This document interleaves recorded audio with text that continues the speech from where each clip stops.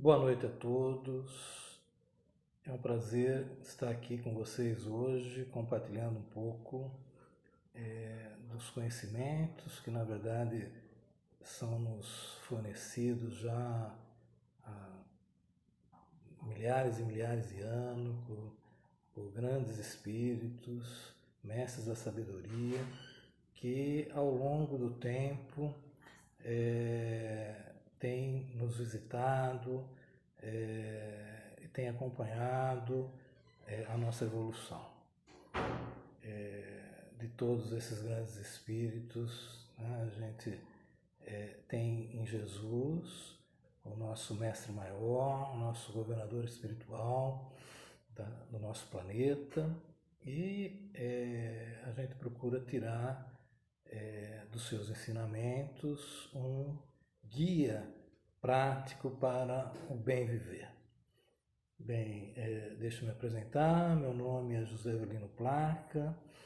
Eu tenho formação na área de engenharia de computação, atuo na área de informática como consultor, sou professor universitário também, e sou um aprendiz, né, da doutrina espírita já há alguns anos.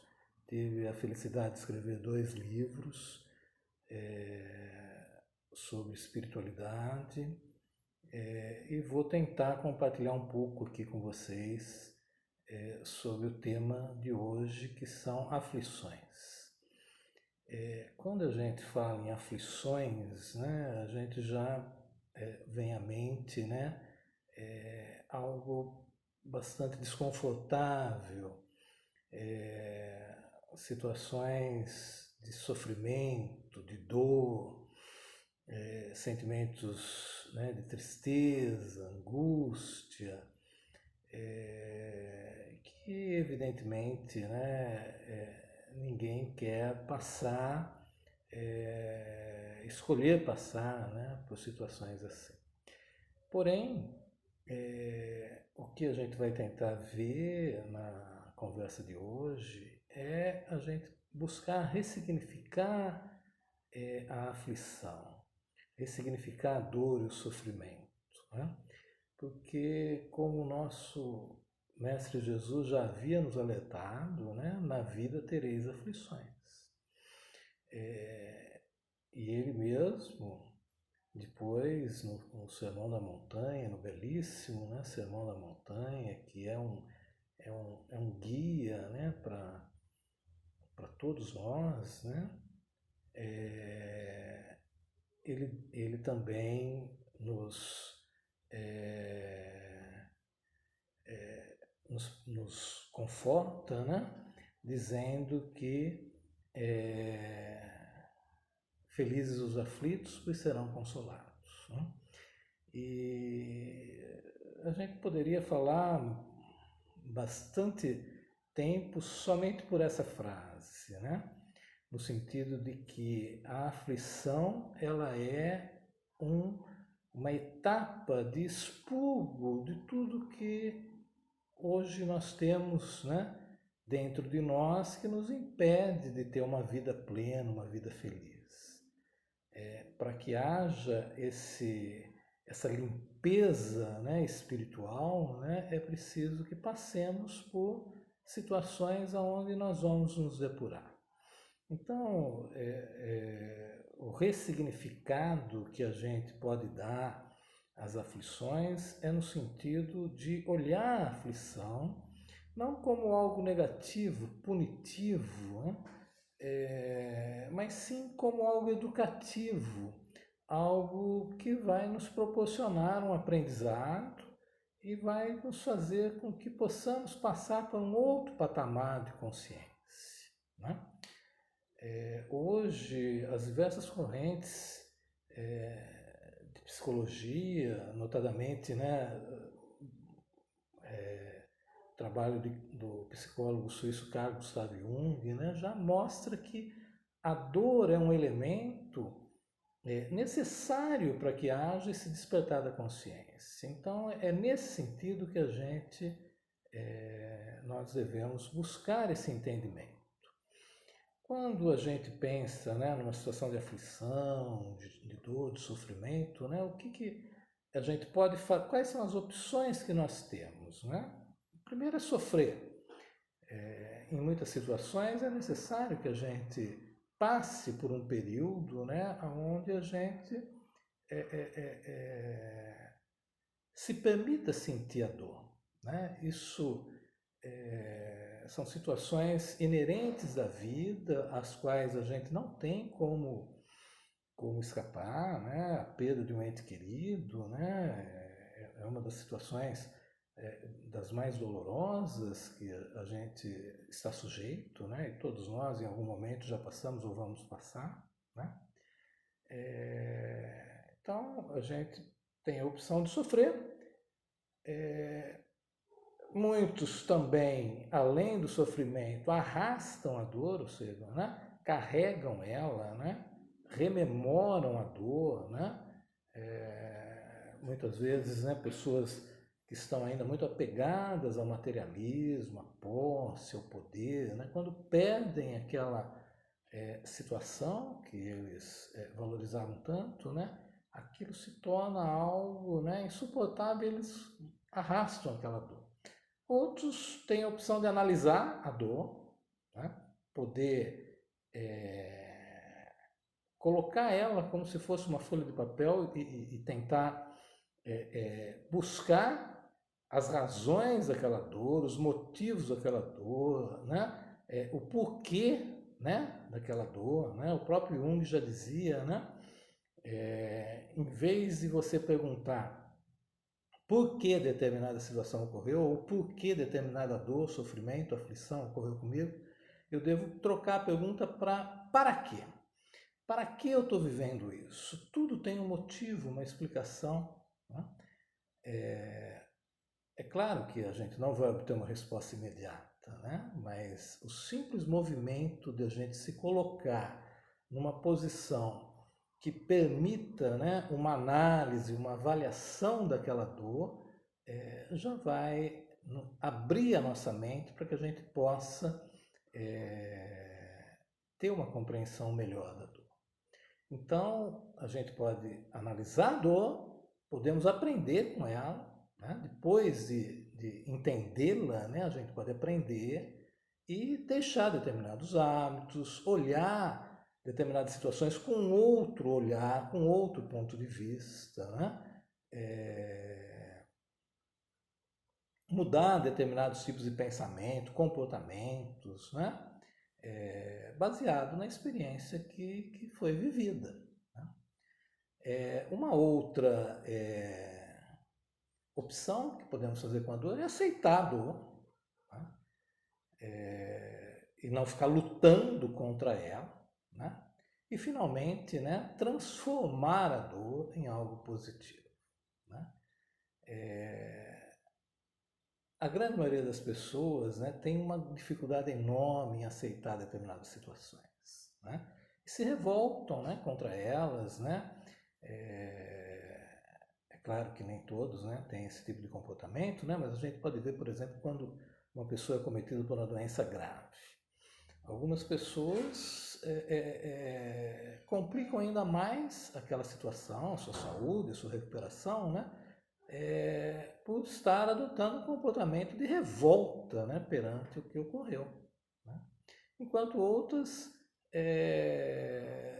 não assumem uma postura de entrega, mas uma postura de aceitação, de resignação, no sentido de entender aquela situação por qual está vivendo, entender que existe um motivo maior para que aquela situação esteja ocorrendo, né?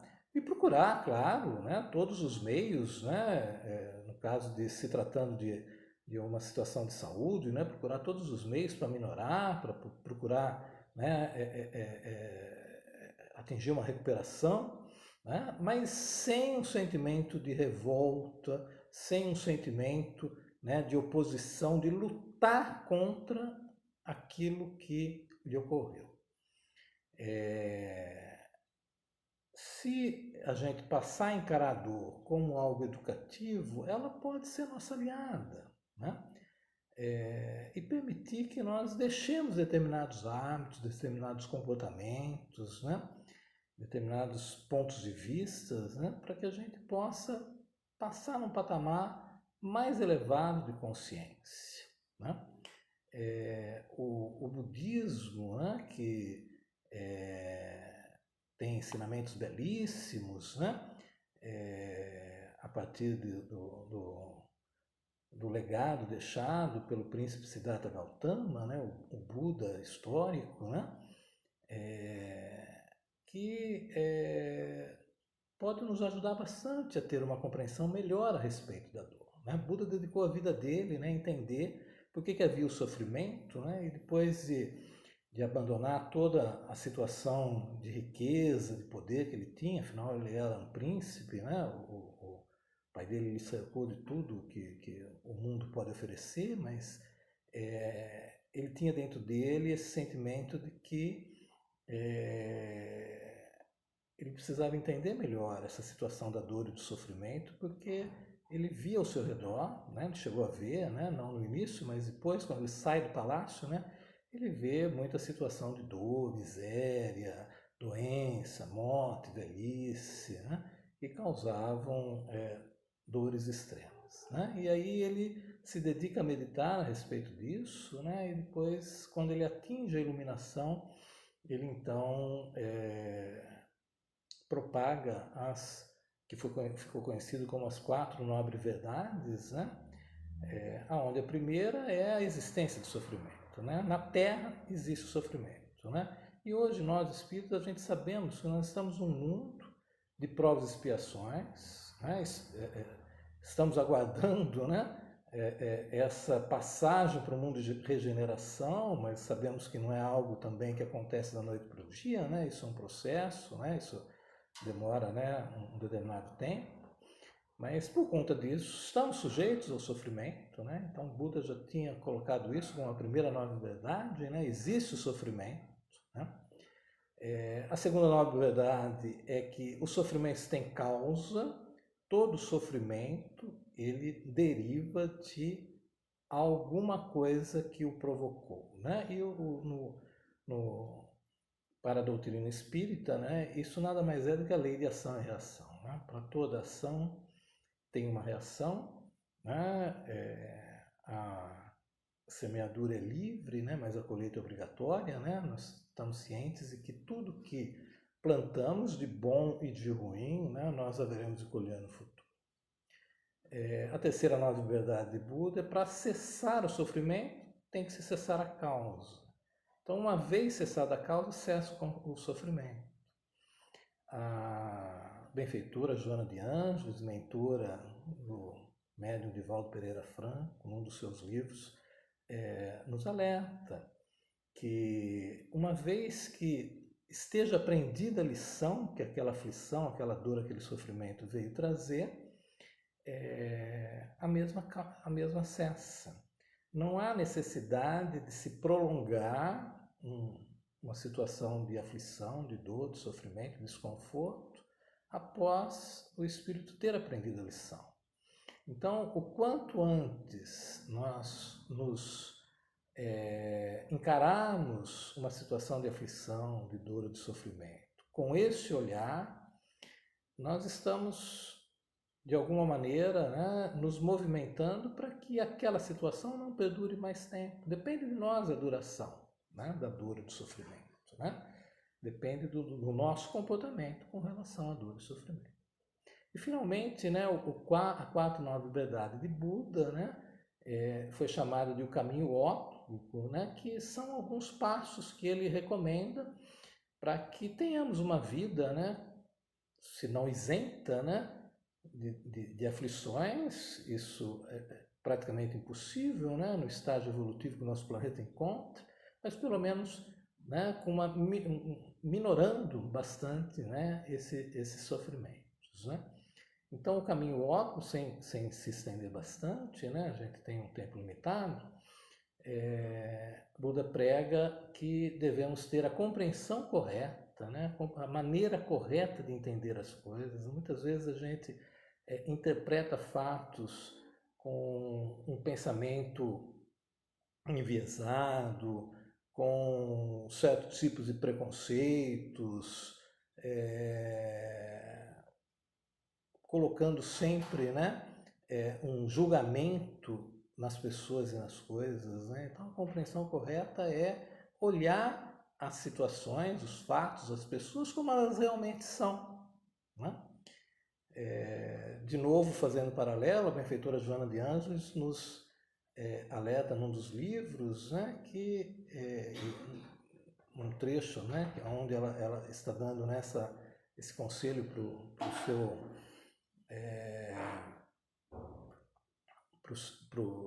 o seu mentorado, que é o Divaldo, né, falando que quando nós chegarmos no mundo espiritual, nós vamos ver que nenhuma das situações, nem mesmo as pessoas que nos causaram algum tipo de desconforto, algum tipo, né, de situação desagradável, fizeram aquilo para nos atingir. Aquilo foi só um instrumento da providência divina utilizado para o nosso aprendizado, né?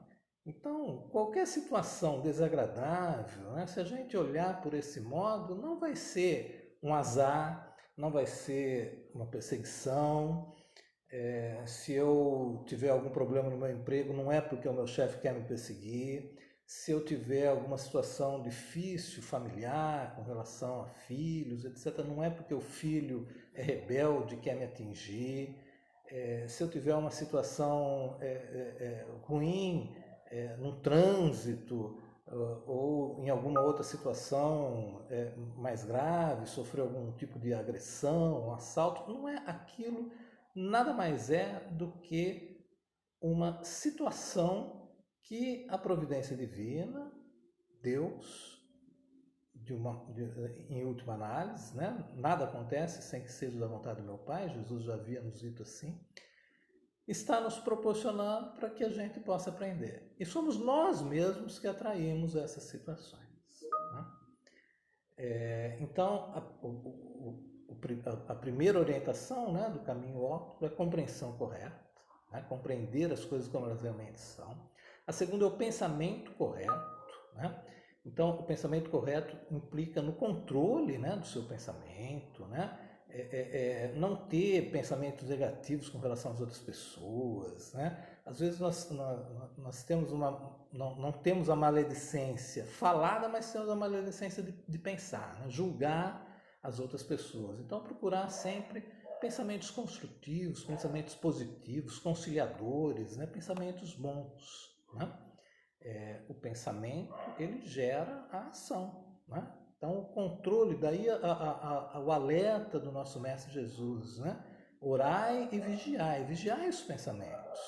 Porque a partir de um mau pensamento é que se produz uma ação. Nada do que ocorreu no mundo, seja de bom ou de ruim,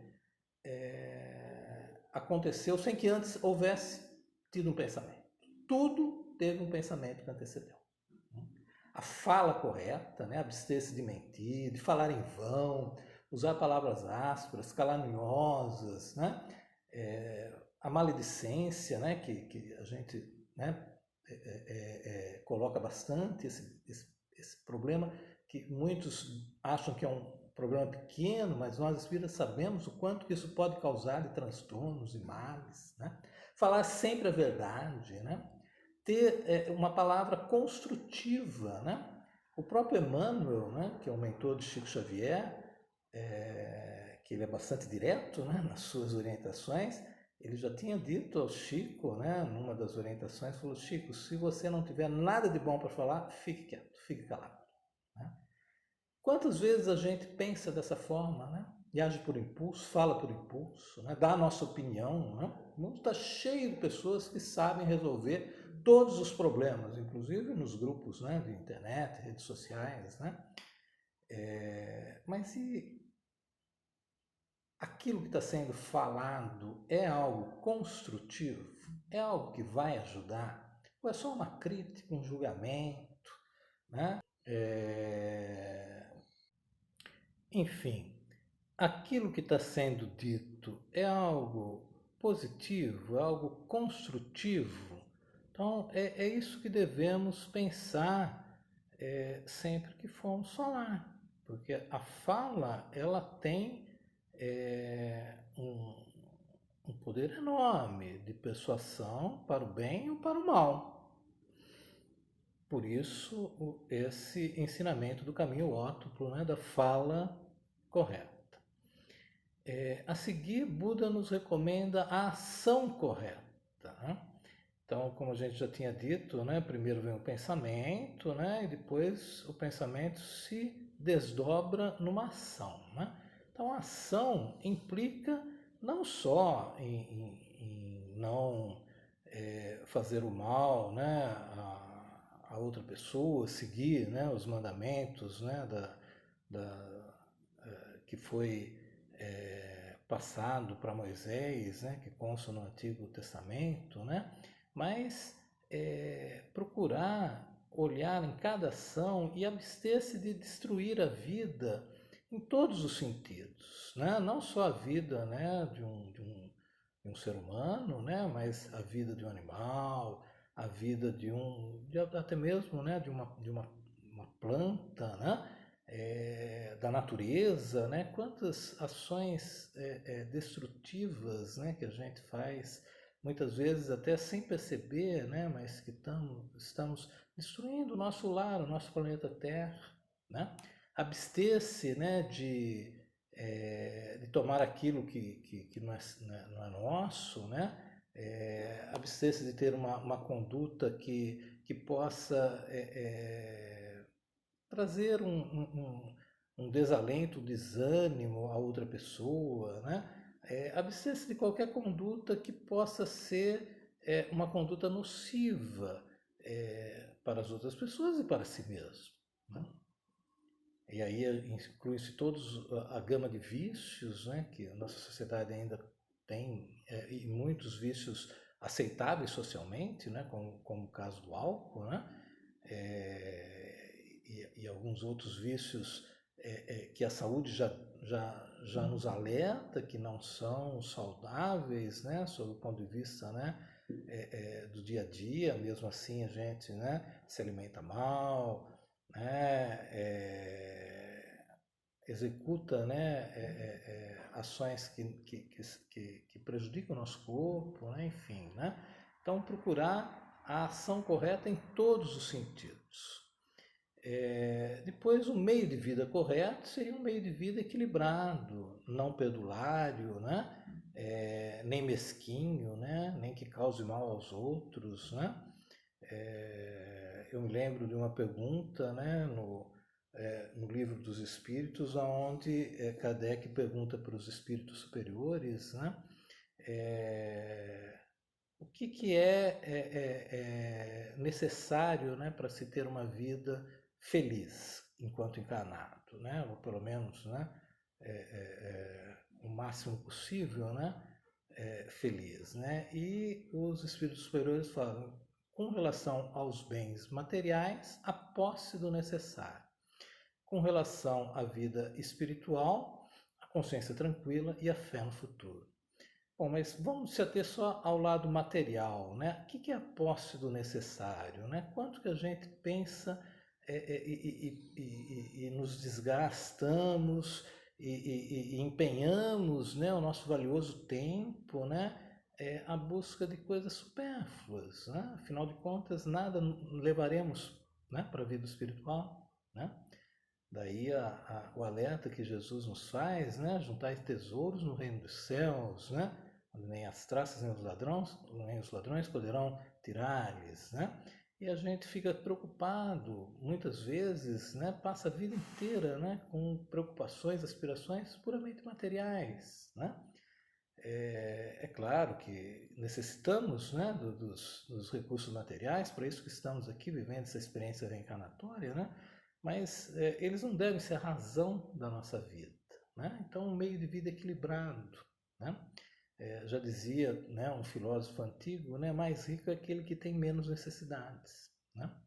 Então, quanto menos estarmos apegados a esses bens materiais, né, essas situações transitórias, né, mais suave vai ser a nossa jornada aqui na Terra. o esforço correto, abandonar estados prejudiciais ou causas para futuros estados prejudiciais, né? No sentido de cultivar estados benéficos, cultivar o máximo possível, né, um estado de paz, de serenitude, né? Daí a oração, a reflexão, a meditação, né? A contemplação, estar em contato com a natureza, né?